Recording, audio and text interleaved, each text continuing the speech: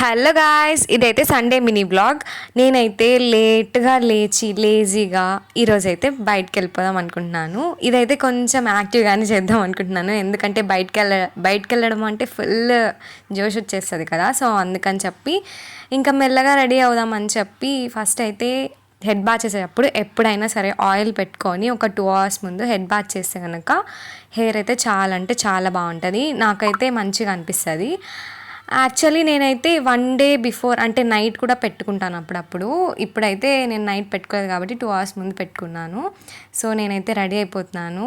ఇదైతే ఈ షర్ట్ అయితే నేను జూడియోలోంచి తీసుకున్నాను. నాకైతే చాలా నచ్చింది. మీకు ఎలా అనిపించిందో కామెంట్ చేసేయండి. అండ్ ఇది కూడా, ఈ లిప్ బామ్ కూడా నేను జూడియోలోంచి తీసుకున్నాను.